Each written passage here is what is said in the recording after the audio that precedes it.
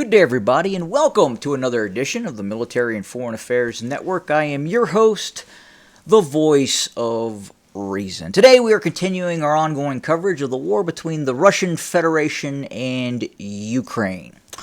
So today, I wanted to do an update on the attempted river crossing by Ukrainian forces in the direction of Kherson towards Oleshki. Again, it appears now that river crossing operation was simply a special operations mission by Ukrainian naval warfare personnel and other special operations forces.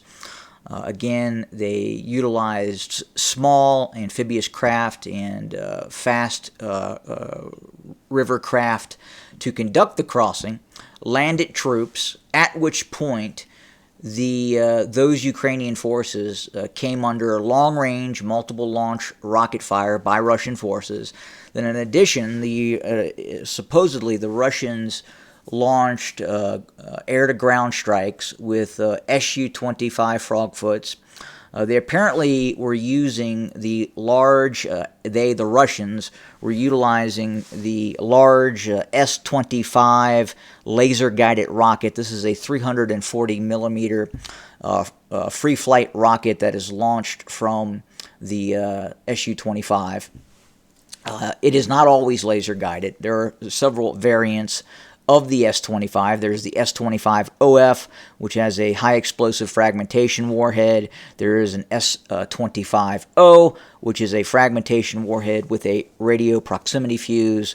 There's an S-25OFM that is for hardened targets. And then finally, the S-25L, which is the laser-guided variant. Now, we're not sure what was used, but apparently these larger 340 millimeter systems are ideal for troops in the open, and they also give the Su-25 some degree of standoff ability, especially when they're flying at lower altitudes. We also believe other ordnance and other aircraft were used as well, but there does not appear to be a foothold by Ukrainian forces, at least any sort of measured forces on the eastern bank or the left bank of the Dnieper River. And again, this is the area. This is basically a river community that sets along the Dnieper River, and then behind this is essentially nothing. There's very little road network that gives the Ukrainians the ability to conduct offensive operations unless they were to seize the main bridge crossing just to the north of Kherson, which did not happen. And another reason the Ukrainians conducted the operation in this area is because it was more difficult for Russian forces to respond. Russian motorized rifle forces would have a more difficult time responding to some of these areas given the limited infrastructure that exists. But it doesn't sound like the Russians really sent any ground forces in to attack those Ukrainian forces. They utilized aircraft, and they utilized long-range artillery, 152 millimeter artillery, and then multiple launch Uragan rocket systems as well. Now, is it possible we could see something in the future? Maybe, but again, it does sound like the Ukrainians are backing away from any sort of acknowledgement of any large-scale river crossing that occurred near Oleshki. Just didn't happen.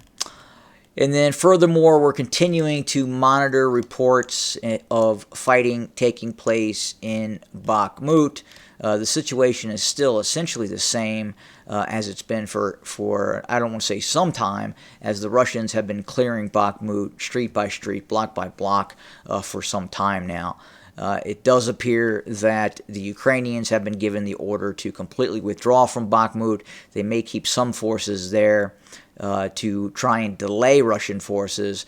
But again, as I've talked about in previous videos, this whole operation, this whole delaying operation in Bakhmut were designed to try and get Ukrainian forces out of their small pieces at a time, because the Ukrainians simply can't withdraw just whole brigades out of this area, because they would come under the attack by Russian forces. The Russian military conducted 60 to 80 airstrikes yesterday against targets in Bakhmut, and then obviously targets on the eastern bank of the Dnieper River as well, and then an uncountable number of artillery and long-range missile strikes as well. So the fighting continues, the war continues. There is some thought now that the Ukrainian offensive could be delayed, that there may not be an offensive by Ukrainian forces.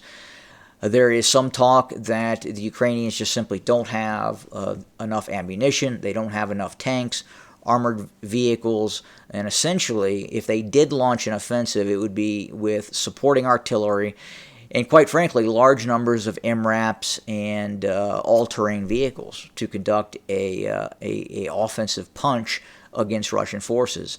And at this point, they just don't believe, at least Western sources and sources inside of the Ukrainian military, just simply don't believe they have enough heavy firepower in regards to armored vehicles and so forth to conduct a large-scale offensive operation against Russian forces.